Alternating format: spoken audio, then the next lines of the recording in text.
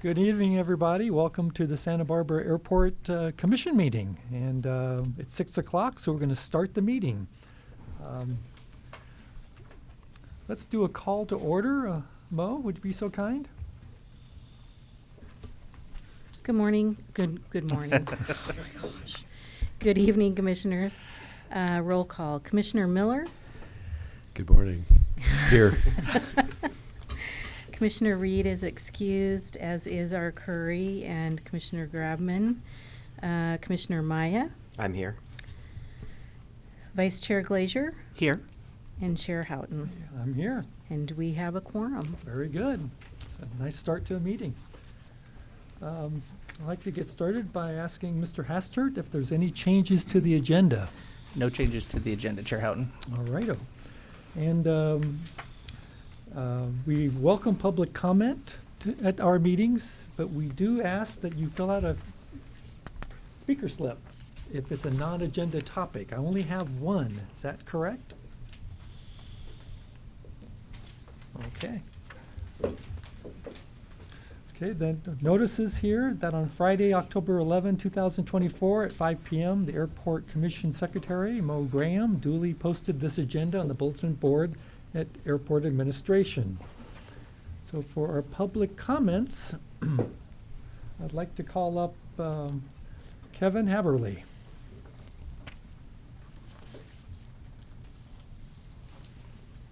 Thank you, commissioners, and the director and the airport in general. I'm Kevin Haberly, the founder and president of the Community Hot Rod Project. We are the ones that have been kind of highlighting about the General Western hangars, and we are excited to hear the results of the report from the open house. And we found it was very interesting that our idea was split into 4 different ideas. So it all encompasses what we are hoping to do with the site, and hoping that we can have the opportunity to work with you and do something really great for the community in whole. So thank you for the opportunity. Thank you, Mr. Haberly. And yes, we certainly did get some very good comments on potential uses for those hangars, and we value and appreciate the public participation here. It's great to see. Okay, Mo, is there any other speaker slips? I saw someone fill one out. Is it for public comment, or is it for one of the items on the agenda? Public comment, but I haven't got it finished yet. Okay, we'll give Starting you, to learn all this program here. we'll give you a couple minutes.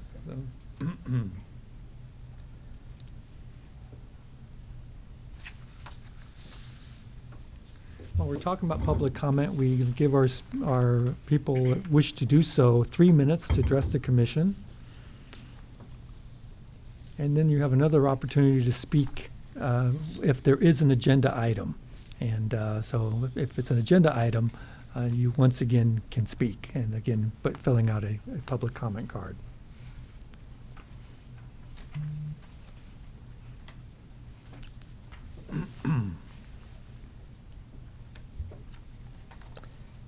And Chair Houghton, if you'd like, you can actually have somebody do the public comment first and then just turn in the speaker card afterwards, that's as long as we fine. get the information. You got it? All right. All right. Patrick, Mr. Patrick McGinnis, Yes, the dice is yours. next. Well, thank you. I just learned a little bit about this organization a short time ago, and most of the people who were going to be here today are on travel, so I'm up. I represent Santa Barbara, the Art Association, the Abstract Art Collective, and a couple of other art organizations, Oh. and also Santa Barbara Beautiful. We have an arts and culture group. One of the things that we were interested in is whether we can use these hangars as an art center for consolidating a lot of the separate art organizations throughout town. So we've got several hundred artists in the area, and they need places like studios, galleries, places to do workshops, and I would say probably in the past couple of years, particularly since COVID, the number of galleries that have been opening in town have doubled. So we've got some very professional artists and professional galleries in town. So that's where we'd like to start. We're here to learn a little bit about what's going on and if that's a possibility. So All right. that's all. Thank you, Mr. McGinnis. Appreciate it.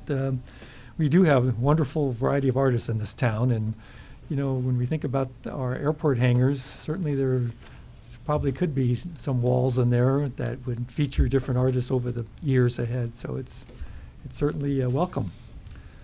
Okay, and then the next section on the agenda today is liaison reports, and I know that Councilmember Eric Friedman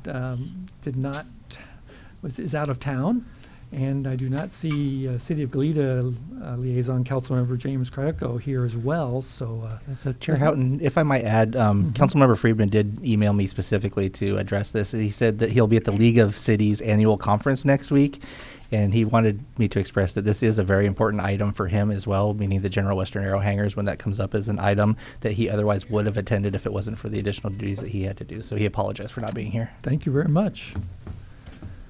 Okay. And then moving right along, I'd like to call on Director Hastert to give the airport director report. Thank you, Chair Houghton. It's going to be fairly short tonight. First, and two of them just walked out of the room, but I wanted to thank my staff. I was actually out sick for about a week, and during the time when we would have put all of this information together for all of these presentations and review them, and they kept moving forward and put all of this together, and I just wanted to acknowledge the hard work that goes on even when I'm not here to oversee everything, and you will see the product is just as good as if I was here. So I just want to thank the staff for that. I was at the Association of California Airports Council annual conference and board retreat. I'm actually a board member for the Association of California Airports. It's primarily the general aviation airports that are members, although we are actively trying to encourage more participation from the general or the commercial service airports as well. And then I'm also the president of the California Airports Council this year, which is all of the commercial service airports. So I just wanted to report back to you that we have really good representation for airports in California between the two organizations. And those two organizations, although they're not necessarily merging, are combining efforts on a lot of things for legislation. And so one of the topics that came out of this latest conference was an assembly bill that went through concerning unleaded aviation fuels. And the state was really trying to put a deadline in place that was not sustainable and was going to cause some major issues, especially for some of the smaller general aviation airports that can't afford some of the infrastructure. And so through the two groups joining forces together, everything now aligns with the FAA requirements for the dates that they're looking at for the transition to unleaded aviation fuels. So I just wanted to mention that conference and the importance of that group. On my way back, I was flying back in, and I was number 2 landing behind Tim Waltz. We had another VIP visitor here, so that was another interesting thing for our community, and fun to see that progress during election season. Excuse me. We recently as of yesterday, 2 presentations. One was the Drainage Master Plan update to the City of Santa Barbara Council. And that was the same presentation that we had provided to the commission here as well. And then later on that evening, and same team went to that, but later on that evening, I was joined by Jessica Metzger and Sarah Iza to give a presentation to the City of Goleta City Council on our master plan update. And that was the same presentation that you received as well, although we did go into noise and some of the other concerns quite a bit more than typically, because they don't have the same number of meetings and opportunities to address the airport. But overall, I think it went very well, and they're still appreciative of the efforts that we're doing. And with that, just a quick update on the noise working group. Excuse me, we've had 2 meetings now with the noise working group, and I think that there are some good things that are coming out of it or will come out of it.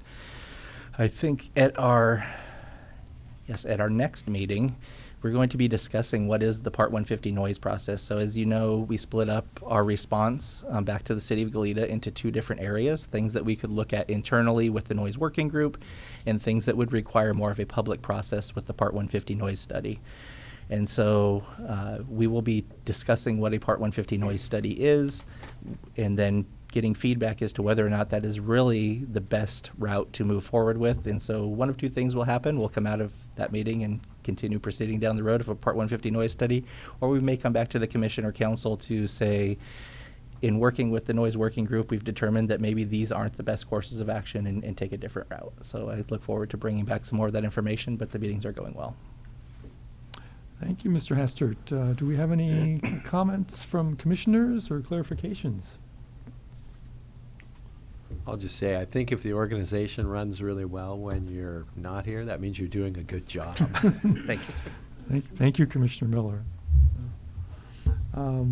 Okay, is there, Mo, any speaker, request to speak forms from the community? I don't see any. All right, we'll move ahead. So the next item on the agenda is the consent calendar. It's always one of my favorite areas, but when I started as a commissioner 6 years ago, we used to have to read each item on here. But today, we just kind of review each one. We have the minutes.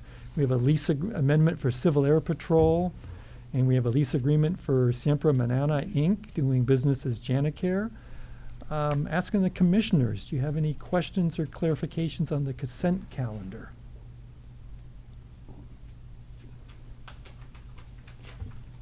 Okay, apparently not. Mo, are there any public comments for the consent calendar?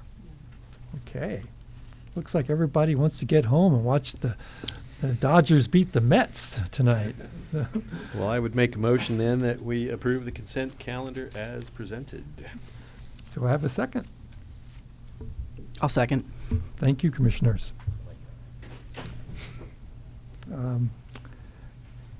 Let's call for a vote overall. All in favor? Aye. Aye. Aye. It is unanimous. Right. On administrative reports, I'm going to call on Mr. Hastert again to introduce item number 9, which is one of my favorite subjects, the Great Western Arrow Hangers Open House Recap. Thank you, Chair Houghton. So we did have an open house, and as you heard from some of the members in here, some of them did attend. We have a short presentation that we're going to provide, and I'm going to pass it to Jessica Metzger, our airport planner, to go over that process and what came out of it. Thank you, Director Hastert, and thank you, Mr. Chair, and good evening, Commissioners. So I'm just here to give you a recap on the public meeting that we held last month. So that's the purpose of this meeting, and here are a couple pictures that we took from that meeting itself. We were very fortunate to have the Direct Relief Conference Room, which is just across the street. And so we had a nice spacious area, as you can see from this picture, and we're able to display some great historical photos that were shared with us from members of the community that we put together.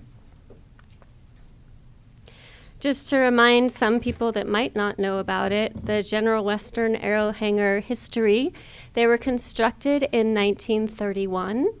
In 1932, one of the newest types of planes that instead of using wood props used metal was constructed. But then, unfortunately, as most things happened in 1933, the Great Depression caused them to go bankrupt. The city has had many different reports commissioned for the hangars, starting in 2002 with the architects preparing a prior conditions and use analysis. And at this point in time, no action was taken based on that study. And then in 2014, a historic structures report was made for the entire airport property, and the hangars were eligible for both the National Registry of Historic Places and listing as city landmarks due to that study. Once again, nothing came of that. And then in 2023, due to a change in leadership, we got new blood invigorated into the hangars, and were given money to start a conditions and future use analysis study. So that was completed last year, and it analyzed 4 different options for the hangars. So as part of that, the 4 options were to document and demolish them, to restore and reuse, to relocate, restore, and reuse, or to deconstruct and demolish and rehabilitate, which would mean we would take one that was in more disrepair and use its parts to make one more complete. We also looked at the structural analysis of the buildings in this report too, and found that the hangars are not functional anymore to hold aircraft in them. They'll need to be supported with more truss support than they currently have, and not one large room.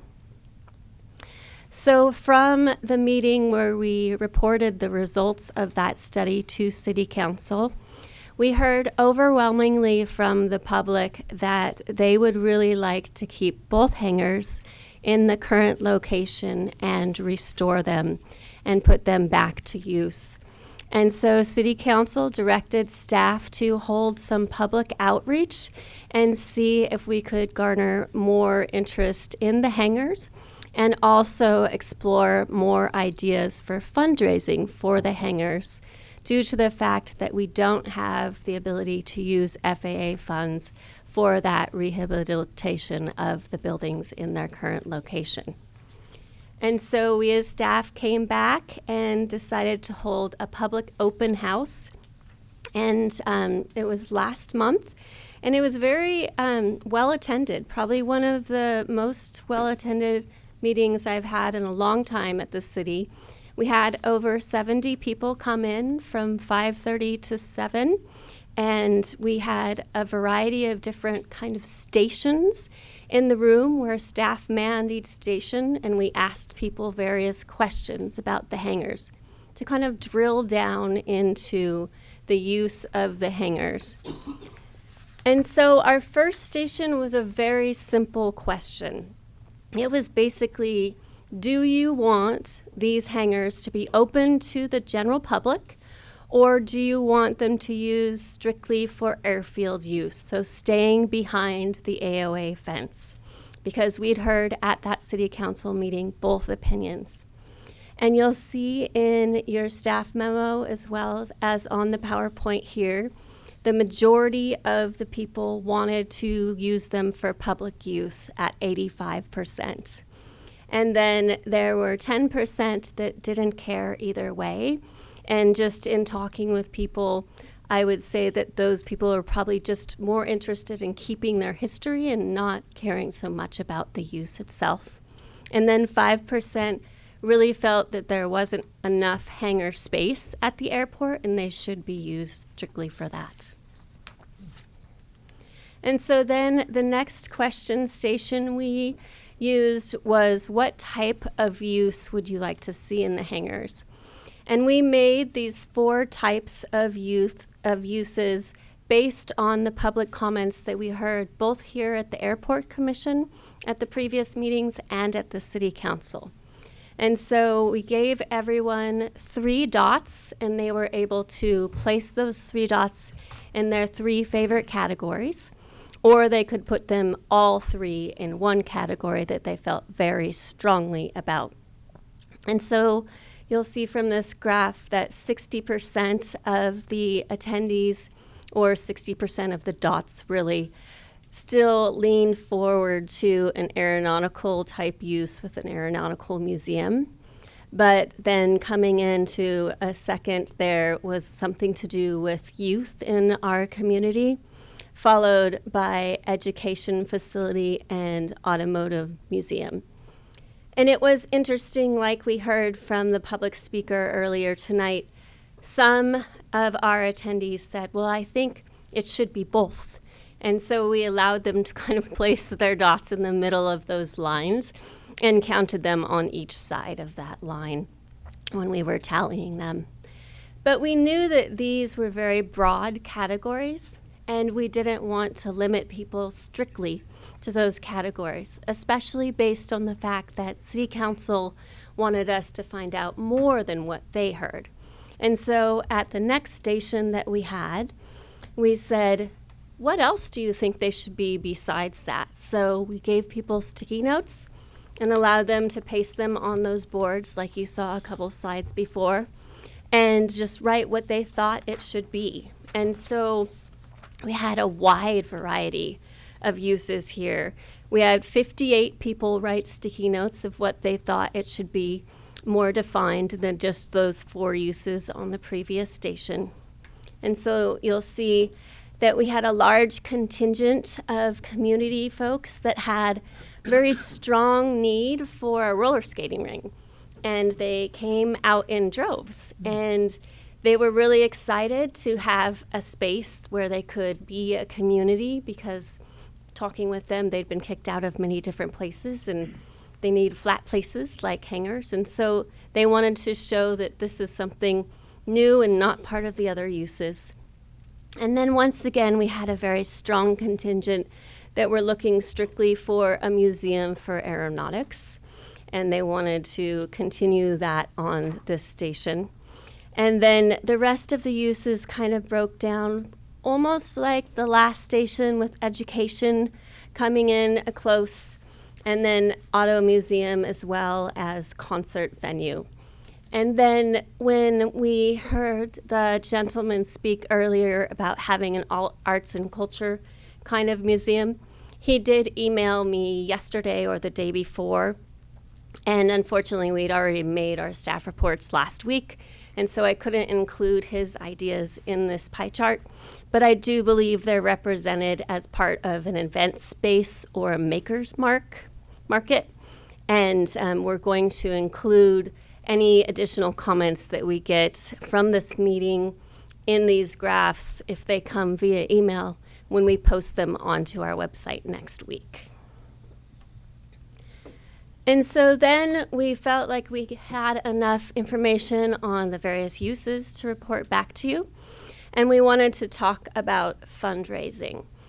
And fundraising is an interesting topic. And so we wanted to start out with asking if the community felt that the city should take that on, or a public entity, or a private entity should take that on, or it should be kind of a combination of that. And so the majority of the people felt that the city should not lead the fundraising, and it should be something outside of the city, like a nonprofit. And then the next was not really caring about who led it, let's just get it done. Coming in last with city-led project for fundraising. And the final part, actually, of the fundraising station that wasn't able to be graphed is we also asked people if they would be interested in forming a subgroup to talk more about fundraising, if they had expertise in fundraising. And we would meet with them like our noise working group, something off the normal path, to look at like various fundraising ideas that we might not have been able to think about. And so we had a good amount of people sign up to be on that group.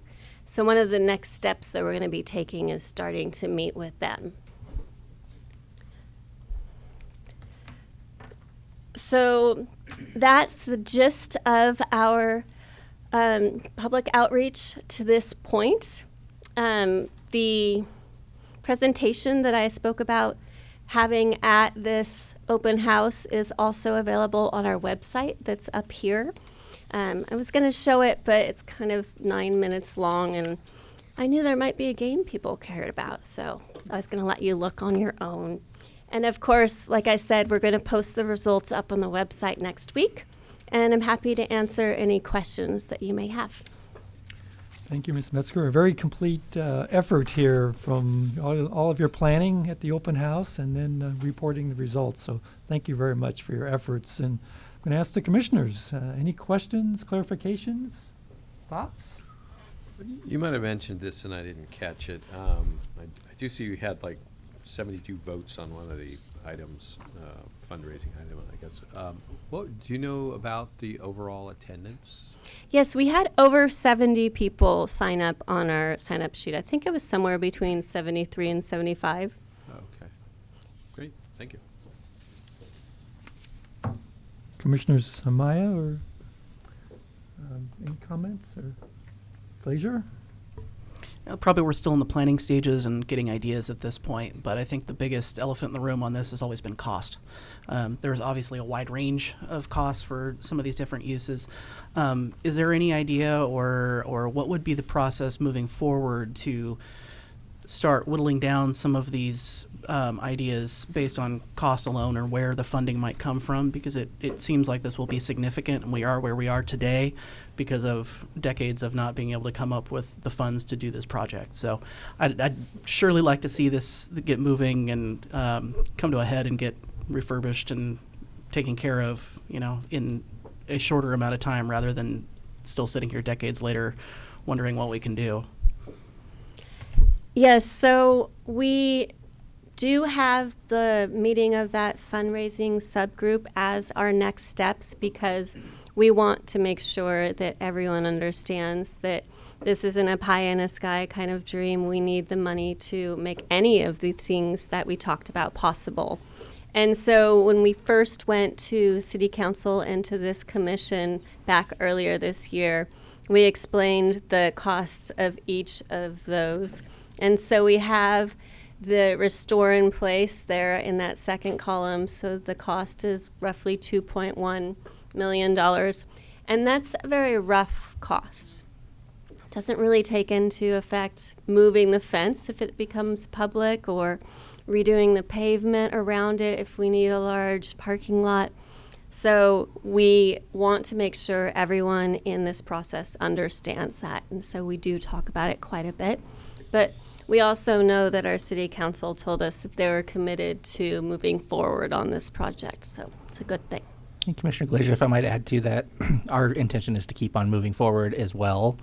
And we're being cautious right now because there are a lot of different potential uses, and there's a lot of different potential funding sources, and they may or may not be linked together. So one of the public speakers today has been showing a project that they think could be very well funded with their own group. But there's other groups that may have a good idea and also be able to support some fundraising efforts to support those activities, but aren't necessarily linked together. So meeting with the different groups to look at different fundraising opportunities. And then ultimately, my thought is, and we haven't fully vetted this out yet, but my thought is we'll probably go through some type of a formal request for proposal process to allow those different groups to propose on the projects and have some kind of a panel form to go through them, so it's not just staff making a recommendation. And that could be a combination of more than one project because there's two hangars. It could be one project that they bring in their own funding, or it could be a project or two with funding requirements that would still have to be met, but a goal that people would want to get to. And so we're keeping all of the options open at this point. Do you have a estimated goal? I wouldn't say, I'll refrain from saying timeline, but an estimated goal as to when you want to put an RFP or something along those lines out? So we have a lot of different things going on, as you kind of alluded to. And so the first RFP that we are really actively trying to get out right now is the FBO redevelopment. We are in the final stages of some legal review and other things related to that. So I see that coming out very, very soon. Okay. So this would fall behind that, but hopefully not too far behind that. This is a much easier RFP to put together than looking at an RFP for two different FBOs and business on the airport and how that's going to be supported. This is really more of a community type project that'll be much easier to narrow down. So I would say, I don't want to put a date on it either, but I would say, hopefully within like 60 days of issuing the FBO RFP, we would have a draft of an RFP ready to go out and be gathering some other feedback. Okay. So possibly a 2025? Oh, for sure. Okay. Yes. Great. Thank you, guys. Commissioners, Commissioner Maya?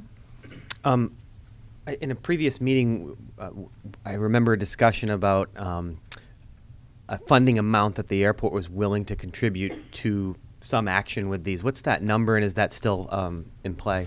So there's been some discussion about it. We haven't actually put anything down on paper, and we haven't had that official discussion to approve something in a budget. Mm-hmm. But the discussion that you were alluding to was really a result of looking at these project costs And I don't remember who made the comment, but at a minimum, if we were to take option one, which is to document and demolish, the airport is going to be on the hook for $393,000. So I think that's where that discussion kind of came out of, but nothing has actually been put in writing or approved yet. Okay, yeah, good.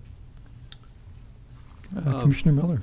Yeah, it's exciting to see so many great suggestions out there for it. I recall this was dealt with or described in some detail in that the report that was done. Can you remind us really briefly the considerations around the fact that the structures are in kind of a floodplain and what mitigations and limitations would that place on the So uses? Thank you, Commissioner Miller. Unfortunately, Brad Klinzing, our engineer, is not here tonight, and he would have all of those details. But it did cover certain requirements that would be required with, say, a flood wall and things like that to be able to leave them in that existing location. We could bring some more information back. Unfortunately, he's just not here to be able to address the specifics to the report. Okay, yeah, I was just trying to recall if that created, certain limitations about, what might be able to be in there. So if it was going to, the potential for occasional flooding in there. It definitely has the potential for occasional flooding, and that is something that we will definitely have to work with any of these proposers and definitely put it out in the RFP so that they're aware of that situation. Because obviously if you have pieces of fine art or something in there, there is some risk to that. I will also add that there were some other items in the report that might limit some of the potential uses. So one of the items that was on there was use it for more T-hangers. According to our engineer in my discussions with them, because of the structural support that is required, there may be some beams that need to go down somewhere more towards the middle of a hangar that would preclude that from being used for an aircraft in the future. So those are some details that we still have to vet out a little bit. Yeah, that was another factor I recalled. Okay, thank you. All right. So my only comment is, as I've, asked I mentioned to Mr. Feldhand's last meeting I was at, think big. I was intimately involved in the Foothills Forever campaign where we raised $18.6 million in 90 days. And when I learned that we had 5,000 contributions and we had to write 5,000 signatures on thank you notes, do not underestimate this community. We may be surprised at the amount of money that flows into this project by a wide variety of citizens in our community. So be ready for that. Okay.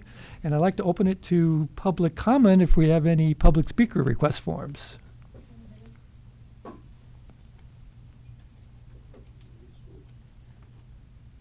If you would like to speak and you haven't filled out your form, as long as you fill it out after you speak, you're welcome to Yes. let him know.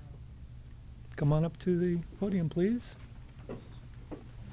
And what is your name? I'm Colleen Kelly. Do I have 2 minutes? You have 3 minutes. 3 minutes, yay. I'm a local artist in Santa Barbara. I also just happen to be one of the artists in the terminal that did the giant brown kelp iron guardrails. So I'm very proud of that project. That's beautiful. And I've lived here my entire life, my entire adult life. The airport hangars, I think, would be a fabulous opportunity to finally get an art center, not just a museum, but for studios, for marketplace, for stalls, that sort of thing. I know it's not on your project. I'm sorry I couldn't make it to that open house, but the airport in Santa Monica comes to mind. It's a beautiful facility. Yeah, and that turned into, and it's a very successful art center. So I would like to throw that out there and there are a lot of artists in Santa Barbara who have just been dying for something like that. And also the downtown area, try as I might to what about the Macy's store? No, that just wasn't going to fly. And the Funk Zone, you can see it's all going to wineries and hotels. So the artists are gone from the Funk Zone. So if you want to retain artists in this area, this would be a great place to do it. Thank you. Thank you, Ms. Kelly. I agree with you. It's beautiful buildings, and I have to say that I went on a little tour of the airport about 6 weeks ago with Mr. Hastert, and he pointed out your beautiful work along the railings. So it's much appreciated in the community. It was an honor. Yes. Do we have another speaker? Or? Yes. Okay. What is your name? Hello, sir? my name is Justin Gunn, Gunn. I am the board chair of the Santa Barbara Summer Solstice Celebration. And we are actually a year-round arts organization that promotes participation in the arts. And so our interest here really is to find a year-round space that is open for organizations like ours. My own personal take on this is to have an open and flexible space that could be utilized for many, many things. I know you had a lot of roller skaters that showed up. I'm friends with that crew, and they're wonderful. But to have a big open space where organizations like Solstice, maybe even Fiesta, other organizations that bring the community together to build large things. The challenge that we have is, where do we do that? Where can we have big open spaces that are protected, where we can bring in, our truckloads of materials, bring the community in, hold workshops. It's a real challenge in our community. We utilize the community arts workshop, but that's increasingly becoming more difficult for our organization because they're kind of turning into a little bit more of a gallery-centric kind of operation. So when we see something like this, our eyes kind of light up at the potential and the possibilities for a space to really open and welcome organizations like Solstice and others to come in and utilize it as a community arts space and one that is flexible for all kinds of uses. Thank you. Thank you, Mr. Gunn. Any other public speakers? Okay, we're going to call this a wrap. We have a form, but it doesn't say what it's for. Arts.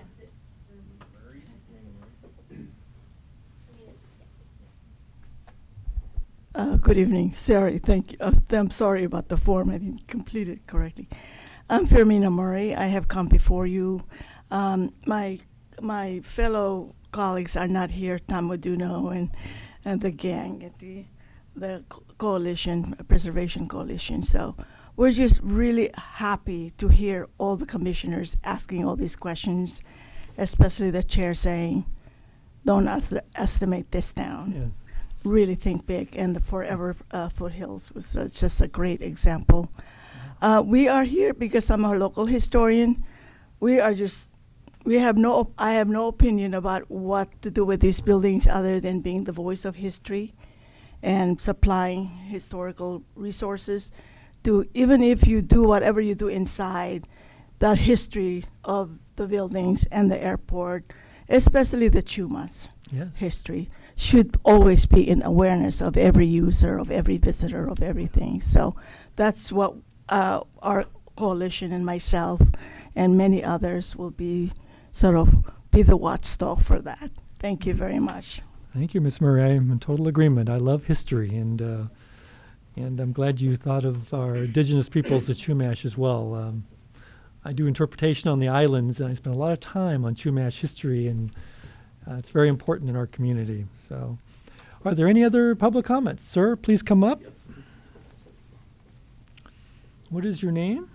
John Blankenship. Oh, yes. We know you've got quite the aviation memorabilia. Yes, I do. And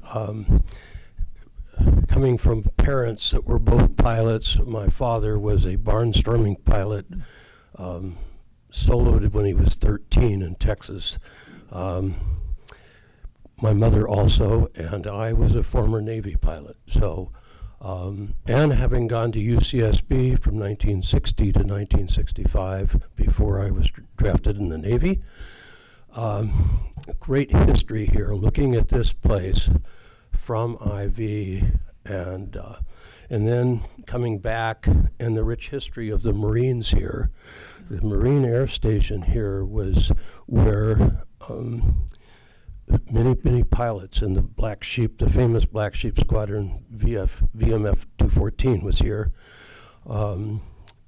with the Medal of Honor recipient. What's his name? Anybody help me here for a second? Pardon? No, he was not here. He was in the Japanese prison war camp. But the number two ace in the Marine Corps. Pardon? No, not Richard Bong.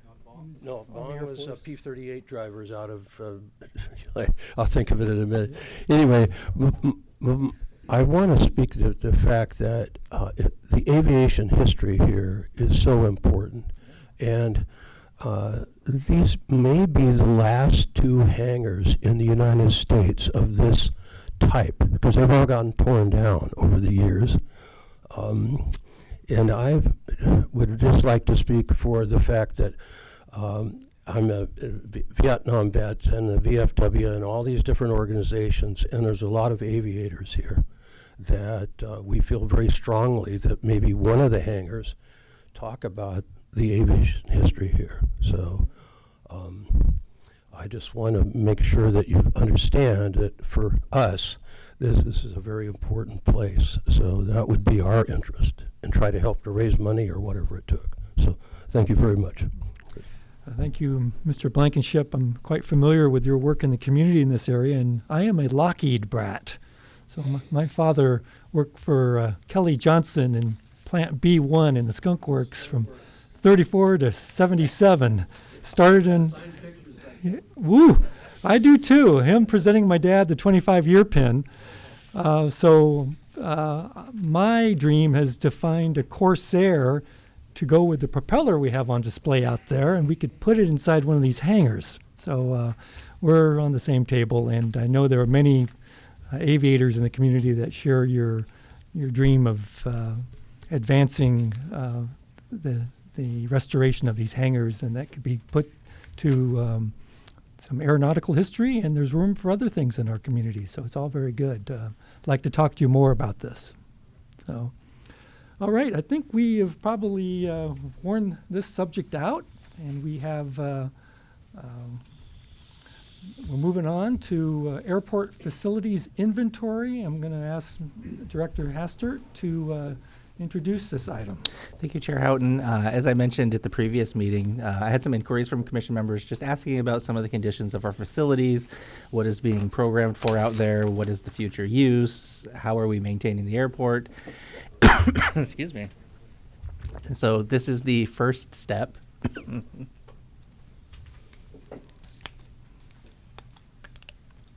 I just remember the Medal of Honor guy that's here, Joe Fox. Joe Fox, yeah.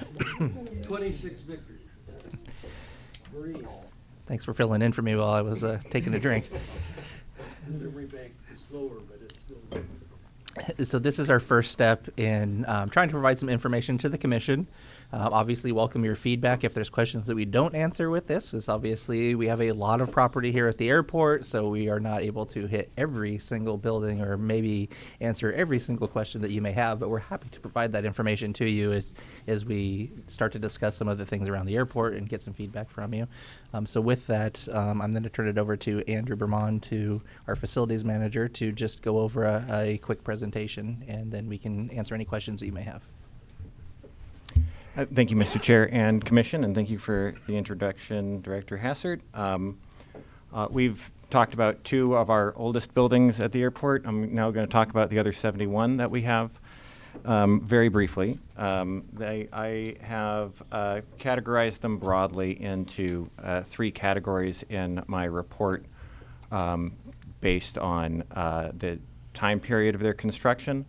But the highlights of this is a lot of our buildings are pretty old, over 80 years. Majority of them are. And they occupy, there's an awful lot of floor area, but that's, of course, because we have a lot of hangars, and the hangars take up an awful lot of space. Many of our buildings have been remodeled to extend their useful life, such as this building, which was the Marine Corps Air Station headquarters. But still others retain their original character from 1943, which means, of course, that they are well worn. So I'll start first with, like I said, the majority of our buildings were early 20th century, let's say. They were almost all constructed between 1942 and 1943 by the Army Corps of Engineers for Marine Corps Air Station Santa Barbara. And we have an awful lot of deferred maintenance among those buildings. I would say probably in the past quarter century, we have not kept up with the operational needs for those structures. So the structures that have received attention have done so because they've truly risen to the highest level of distress. That said, many of the buildings on the north side have been slated for demolition through various proposals over the years, including the RFP for fixed base operator redevelopment that Director Hassert mentioned earlier. And so in many cases, it doesn't make sense to put a 30-year roof on a building that's going to be demolished in 4 or 5 years. The next group of buildings that we have are virtually exclusively metal construction in the second half of the 20th century. These are very large hangar buildings. I've used a picture from 495 South Fairview because it is both the largest building we have and also the most expensive to maintain. Similarly, toward the end of its 50-year lease, there was a collection of deferred maintenance needs that the city inherited at the end of that lease that we've been just beginning to work through in the past 4 or 5 years. And the last group, these are the buildings that are probably in our best condition. They're the ones that we've built in the past 25 years, of which we've done 10. And it's about 20% of or it's about a fifth of our floor area. They're generally in good condition, but they do require a lot of maintenance because they have more sophisticated systems, a lot more IT components, automations. And so while they are not very expensive, they do occupy a lot of time for staff. Our facilities maintenance program, our capital expenses for maintaining our buildings is broken into 3 broad categories, and those are the airline terminal. As I mentioned, it has an awful lot of unique systems and has a fairly intensive daily use. 495 South Fairview projects, which we've been breaking that out into a 5 to 10 year program to address some of the deferred maintenance needs there. And then another category, which we call leased building maintenance, is basically all of the other buildings working through deferred maintenance needs there. I'll go through each of those briefly. In the past 2 years, we've been making a significant effort to try to catch up on some of our deferred maintenance needs. And just this last year, we replaced the air conditioning systems on 3 of our jet bridges. We replaced the heating system for the terminal, added Delta Airlines, did a major repair to the radiator for our emergency generator, and replaced the escalator rollers. This year, we just completed a Wi-Fi upgrade. We'll be doing more work on our jet bridges next month.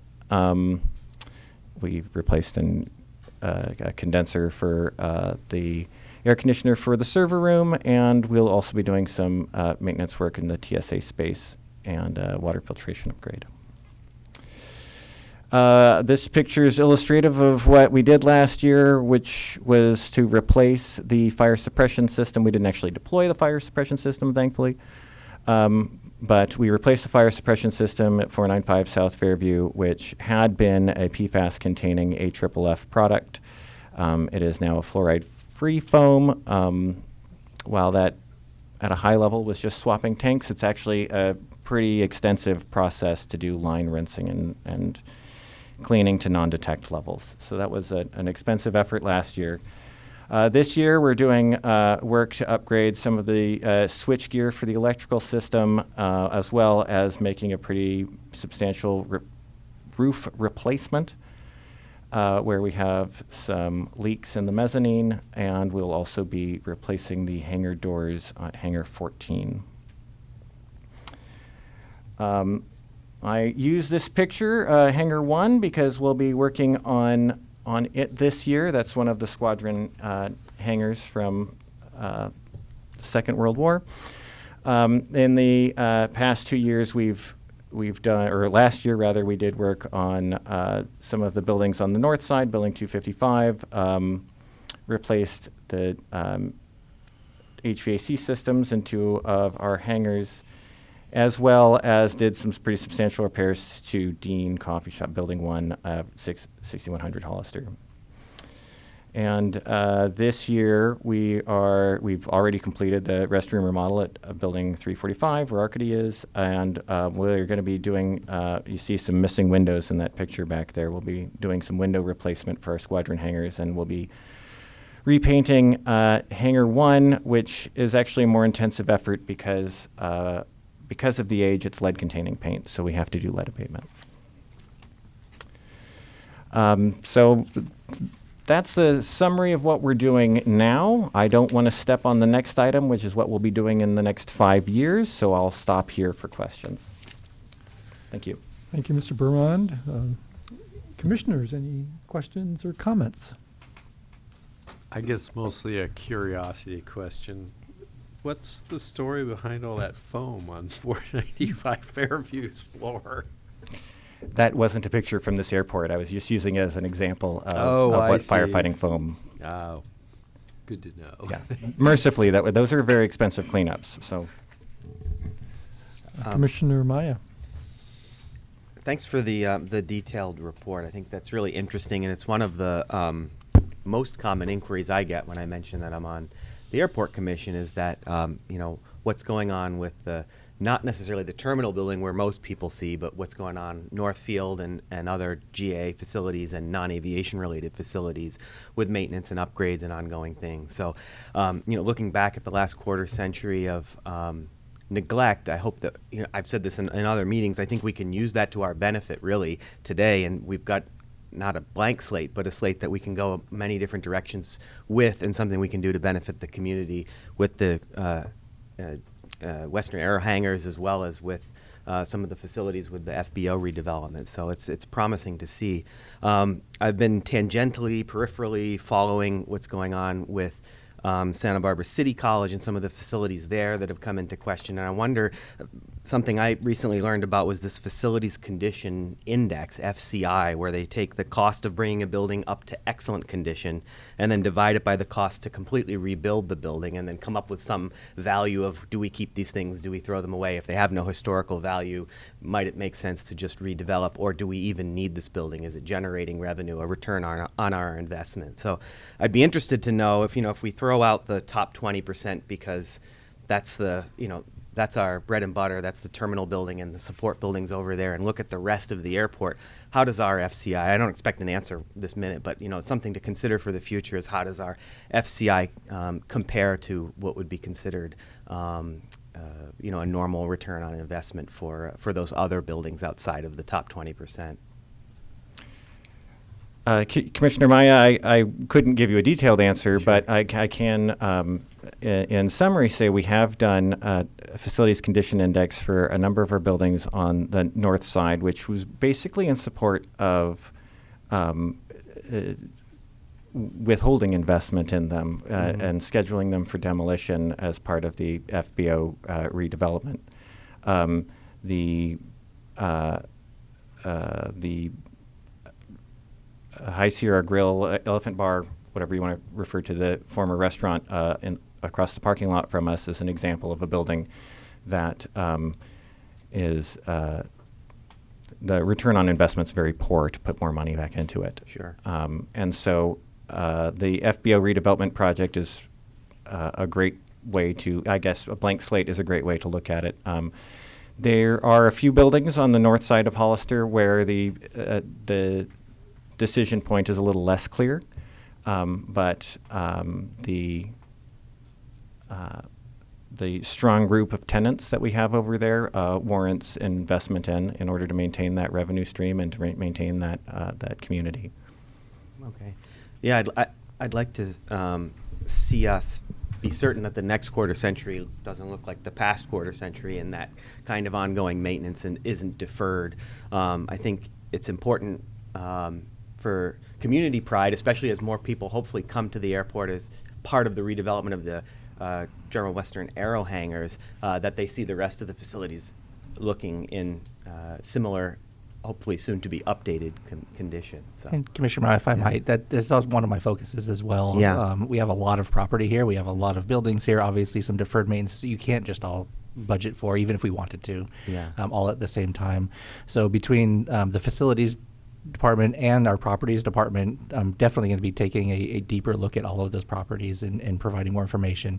And then, as Mr. Rahman mentioned, with the FBO redevelopment, we did a facilities condition index for all of the buildings on this northeast corner of the airport to provide to all of those proposers in the RFP because some of those they may want to have some type of reuse or work with those buildings, and we don't want to exclude that, or they can make that decision to put that private investment in new infrastructure or whatever it may be. So for the northeast corner, a lot of that's going to be determined by the FBO RFP, and then our efforts are really going to be focused on that northwest corner with some of the more general aviation type of things, and then obviously the specific plan north of Hollister. Yeah, and I recognize that individually you all have inherited this. It's not something you created, so I don't mean to, by this line of questioning, imply that it's anything you guys did wrong. It's just a sort of the state of where we are and what we should be focusing on looking forward. How many buildings did you say there were on the entire airfield? There are 73, counting the General Western Aero hangars. Okay, yeah, it's a lot of individual buildings, all with their own character. No three alike, really, probably. Maybe 10 alike. 24 City T hangars that are very similar, but other than that, other than that, everything's pretty unique. So, all right, thank you. All right, Vice Chairman Glazier. Well, I echo Levi's comments. You guys have done a really nice job, given the cards that you've been dealt. John, in particular, you've done a great job in getting these leased up, even if they're maybe not necessarily for market rates. So, I applaud your guys' efforts in being where we are today. I would, not a question, but just implore you guys to think about, as some of these, you've done a nice job with life cycle cost analysis and understanding where we are, quantifying the problems that we've got, but then thinking about it as our future revenue. You guys are well aware this is a huge source of revenue for the airport, and as we lose 12 of these buildings as they hit their end of life, that's going to have a material financial impact on the airport. And so you're well aware. I know you guys are on top of it, but just something that crosses my mind all the time is as we start to lose some of these revenue sources, there's other services that we're going to have to trade on the other side. So thank you guys for being great shepherds of these properties that need a lot of love. So thank you. All right. Commissioners, any additional questions, clarifications? Okay. Mo, do we have any public comment cards? I do not. All right. My only comment here is from a meeting 2 months ago is think big and think master plan. And again, if I had my way, we'd start in that northeast corner next to the golf course and the 101, and we'd start bulldozing, and we'd put those buildings like we have at 6100 Hollister throughout our area, because we have an insatiable demand for startups coming out of UCSB, and we're losing these amazing postdocs because they have no place to go.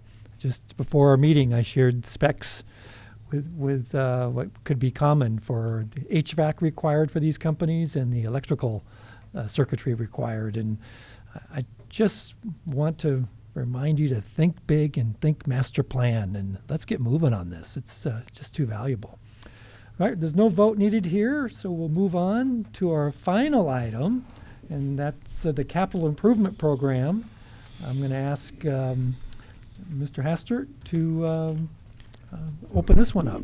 So thank you, Chair Houghton. And as Mr. Romano alluded to, you will see in this capital improvement plan more efforts on what is coming forward for maintenance on some of the facilities, but then also some exciting capital projects as well. So to give this presentation, I have Sarah Iza, our development manager, who is going to give a presentation on the capital improvement program and then answer any questions that you may have. Thank you, Director Hastert. Good evening, Commissioners, and thank you, Chair Houghton, for the tee up for this item, so thank you. I'm here tonight to present our fiscal year 2026 to 2030 capital improvement program. This is a draft, and I'll walk you through the process, but we're at the very beginning of this 2-year process. So the purpose tonight is to review the draft, the Airport Department's draft capital improvement program, or CIP. You may hear me say CIP, for fiscal years 2026 to 2030. And so this is a city fiscal year, which would begin July 1st, 2026. This is a brief representation of airport capital planning. We have several funding sources, and you can see them come through a funnel or a grinder, and they end up here at the airport as projects, along with many different constraints and obligations. So airport capital plans, there are 3 different plans that are required. The FAA requires the ACIP, or the Airport Capital Improvement Plan, to be updated annually, and that's a 5-year plan. We're in the process of updating that right now. We will be meeting with the FAA later this month to go over our draft. Caltrans requires also an ACIP. That's a biennial plan, and it's updated. It's a 10-year plan. And then the City Capital Improvement Program is also biennial, and that's a 5-year plan, and that's what we will be discussing tonight.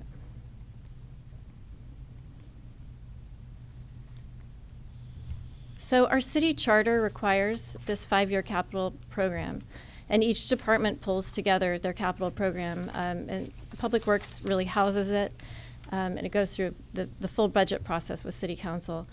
But each project requires a clear general summary. It requires a list of capital improvements proposed to be undertaken during the next 5 fiscal years.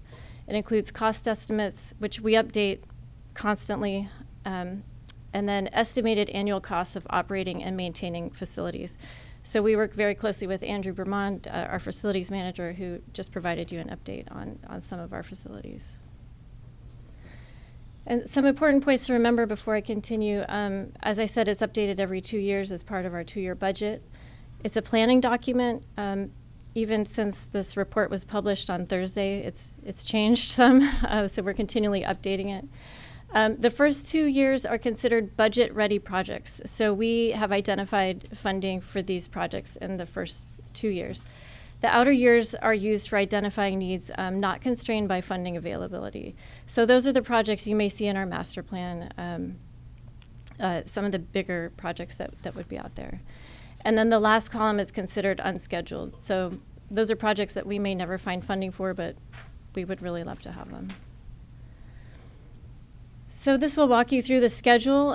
Starting in September, we start entering these projects into, this year we have a new database, and it includes the scoring criteria, which you'll find on the last page of the staff report. We went through that as a team and scored our projects, and it basically gave us a list of priorities. In October, we enter the data, which was due yesterday, and then we begin to present to boards and commissions. In November, we meet with the city planner and the city engineer and produce final edits. In December, Public Works takes it over as a draft CIP. January, it goes to the Planning Commission. February, it goes to our city administrator. And in March, it goes to City Council. So there's a big milestone pretty much every month from here until March. So you'll find in your staff report a CIP summary sheet. And I know this is really hard to read, but I just want to give you a brief summary. So the top block is our federally funded identified projects. And you'll see the first 2 years are the projects that are identified for funding. And then as you move further out, those projects don't necessarily have funding identified, but we expect that they will be federally funded with grants, which are 90.66% funded with federal grants. The city provides the rest of the match. And then the bottom block are city projects, which we provide our own funding for. And some of those are funded and some are not funded, and we can talk a little bit more about that as well. So within the CIP, and this is available on the city's website, this new CIP will be available after it's completed. The existing one is also on the city's website. But each project has a project page, and we've been working hard this week to update these. It includes an explanation, a purpose and need for the project, a little photo that kind of gives you an idea of the project, and then the funding available or the funding needed, and then when we expect to implement that project.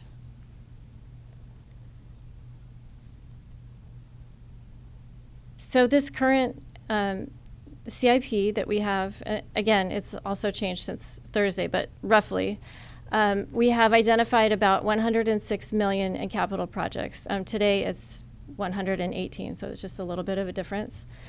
Of that, we expect about 64 million from FAA grants. These are for the federal projects, and the city would provide $6.6 million in AIP matching funds. And then for other projects that are not federally eligible, some of the projects that Andrew was mentioning add up to about 42 million. Those are projects that we've identified that the airport would fund that we may or may not have funding for, and as it says here, no funding sources or schedule is identified for most. I did speak with our budget manager, Jonathan Abad, today, and I can give you more detail at the next meeting, or maybe Chris can, but we're expecting $3.5 million in PFC funds in January. So we will be able to move some money around and pay for some of the facilities projects that aren't necessarily funded right now. Okay, so I believe I showed you this. These are the FAA grant eligible projects. You'll notice that in the out years, in FY29 and 2030, you're going to start to see projects from our master plan that we're just wrapping up right now. So it's pretty exciting for us. And we just put a couple of small ones in there for now. We didn't want to get too overzealous. It's literally in draft form, almost final. So some notable FY26, 27 FAA funded projects are the Taxiway Bravo, formerly Taxiway Hotel Extension project. The design is roughly 4.1 million and the construction is 12.9 million. If you've been following this project for years, you'll know that those numbers are way higher than they used to be, and that goes along with the inflation of construction. Pavement rehabilitation, you'll notice a lot of work out on the airfield. We're rehabilitating a lot of pavement. Taxiways Alpha, Bravo, and Charlie will be rehabilitated. The design will be followed by the construction, so that's FY26, 27. And then the following couple of years, 28 to 30, more pavement rehabilitation. Taxiway Alpha will be rehabilitated. And then we have a project here from the master plan update. It's the closure of 15 left 33R, which will allow us to further expand the terminal area in the future. So again, this is our summary of our non-federal capital projects. Those total 44 million right now. And Andrew went over some of these, but I can give you a little more detail, and Andrew can also answer some questions. We have the Hangar 14 door repair at 750,000, hangars 13, 14, and 15 roof replacement with possible solar, and an additional $100,000 annually for unplanned capital expenses. And we may look to increase that $100,000. It's been that way for a long time, and we think it should be bumped up. At the terminal, we have ongoing maintenance and repair for $100,000 annually, and then stucco repairs for $250,000. That's in this year's CIP, or I'm sorry, FY26 CIP. We're also revisiting the sewer master plan implementation. If you haven't heard about it in a while, it was a project that was nearly completed or almost implemented in 2018 or 2019. We would really like to get that done. It's a priority for us. It's a high-risk facility, and we're looking to possibly get FEMA money to fund it for hazard mitigation. So we have some staff looking into that. That's an updated cost, so we hope to do it within that amount of money, and hopefully with FEMA funding. Also, there's the 61 Hollister Phase 2 project that's still out there and approved, and that is, the new estimate is $8.5 million. So, Chair Houghton, that's still on the radar. I already have a tenant for you, right? Willing to write a check. Excellent. So that's out there. We haven't forgotten. And then we have the long-term parking lot south, which I believe we talked at a previous meeting, but it's basically a continuation of the Southfield project to provide automobile surface parking south, pretty much all the way to the south of the airport property. We would like to get away from using the economy lot. It would be a lot more convenient for passengers, and we could remove the use of the shuttle. That is a $5.8 million estimate, and that is underway in design right now. And then, of course, lease building maintenance. So there are annual improvements that include HVAC, re-roofing. We have $150,000 set aside every year from FY26 to 2030. Again, this is another item Andrew and I were just discussing today that should probably be bumped up. It hasn't been bumped up in a really long time, and we know that costs are soaring and there's a need. And then also we set aside $150,000 a year for street resurfacing. We own our own roads inside the airport, outside the AOA, and we have projects, you probably see them, that require resurfacing and slurry seal, repaving. And then, of course, AOA maintenance. We have earmarked $150,000 per year. You may have seen Taxiway Echo, the repair that occurred over there just last week, or October 2nd, 3rd, and 4th. That was paid for out of this budget, and that was on the order of $100,000.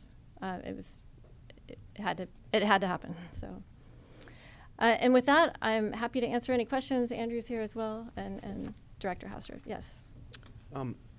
So as part of the FBO redevelopment, would prospective future FBO operators be responsible for any kind of surface maintenance or improvements, or is it strictly, are they operating inside the buildings and improving what's inside buildings? So it's our goal would be to have the selected proposers on the FBO redevelopment RFP take ownership of their full area and be responsible for all maintenance. Mm-hmm. And so if they're reutilizing current structures, that's why we're providing all of the current facility condition reports to them. Or if they're building new, which we anticipate there is going to be some new construction at a minimum, they're responsible for all of that maintenance, including the ramp space as well. Okay. Commissioners, any additional questions or clarifications? Vice Chair Glazier? Just one real quick question. I think we had taken the terminal addition off of the master plan. Is that correct?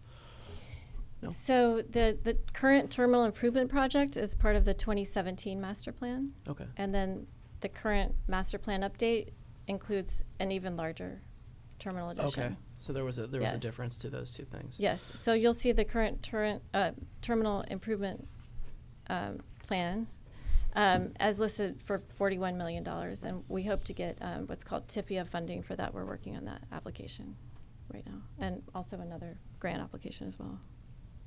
Thank you. Commissioners, any additional questions? This CIP is always very daunting to look at.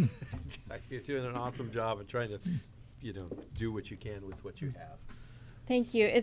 Honestly, it's a team effort. And so we've had several meetings the past few weeks, and everybody provides input, and there's a lot of shuffling, and it works out really well in the end. But even after it's completed or, approved by council, we're still updating it constantly. Thank you. Ms. I's a very thorough presentation. Thank you very much. And it is quite the team to pull this off. It's amazing to me, the financial side of this. So, Mo, do we have any speaker request slips? No. Okay. All right. Commission members, any additional discussion requests on the presentation? I think we have a wrap. No vote here. So it is 7:13 p.m. and I'm adjourning the meeting. Go Dodgers.